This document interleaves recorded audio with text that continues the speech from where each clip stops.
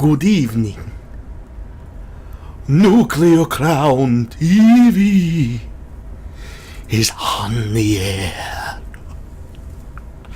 I am your irradiated host, Dave. And today I would like to talk with you about Daybreakers, which I just got back from seeing. I did not go in the Cape, for your information. Before I start, I want to give a general spoiler alert warning, because I feel that a good review kind of gets involved in the story, and you can't kind of do that too thoroughly without giving away some stuff. So, fair warning, you have been warned fairly. Spoilers abound. But if you want my non-spoiler review, here it is. Daybreakers sucks. End of non-spoiler review. Let us begin to spoil. Daybreakers is about vampires, and the world is filled with vampires, and the human population is dwindling. So naturally, this creates a food shortage for these immortal beings. The movie alludes to a plague that spread vampirism among humans. Yet, people are being turned by biting. Like a lot of the characters, you see the bite marks on them. I don't really know why they had these two things happen in the same movie. Couldn't they just have said vampirism? I mean, if you look at it logically, the end result of vampirism is that, you know, there are no humans left. So that would have been good enough for me, but I guess in this movie, it's not. And I don't know why they did the plague thing and then the turning people into vampires thing. Having both of them just seemed unnecessary to me. But whatever, not a big deal, but it just kind of made me go, ha ha. The movie stars Ethan Hawke, and watching this movie, I kind of thought that the people who made the movie said, man, we want Christian Bale really bad, let's try to get Christian Bale. And Christian Bale read the script and said, this is stupid, I'm not going to be in your movie, get Ethan Hawke.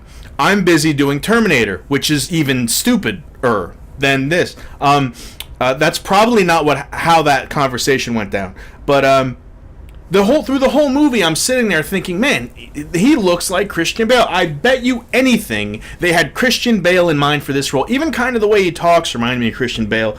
And the girl looks just like Famke Janssen, Famke, who, what, how the fuck do you know, Claire? Can you just change your name, Famke?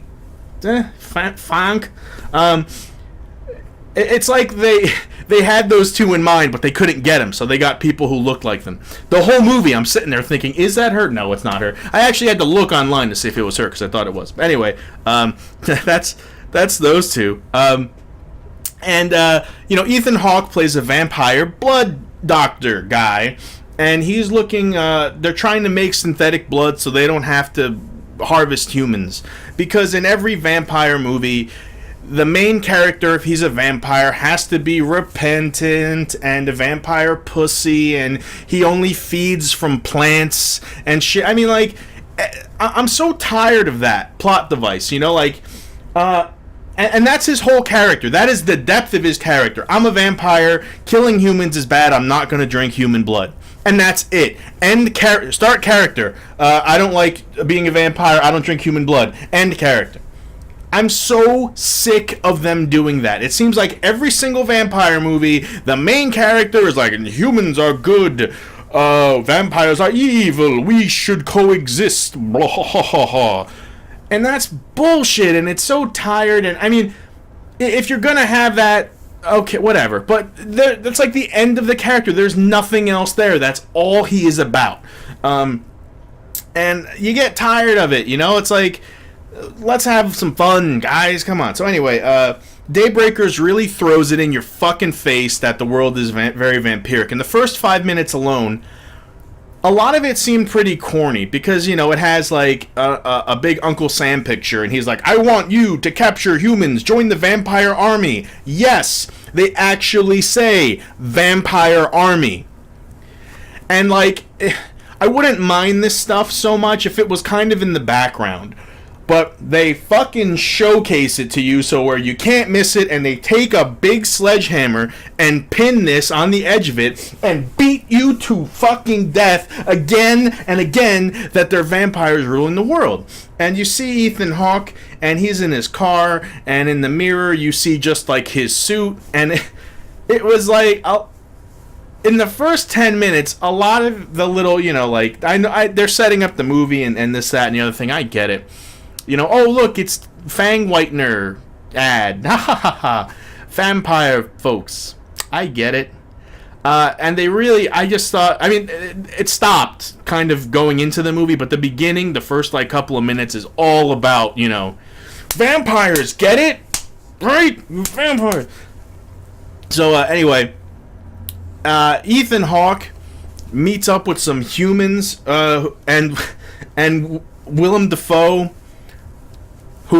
get this, Willem Dafoe was a vampire, but he was trying to kill himself, so he got in a bad car accident trying to drive off a cliff or whatever, and he flew out of the car, got burned up by the sun, but didn't die, and this cures him. Did I miss something? Did I fall asleep in Undead 101? Because I could have sworn that's the dumbest thing I've ever seen in my life.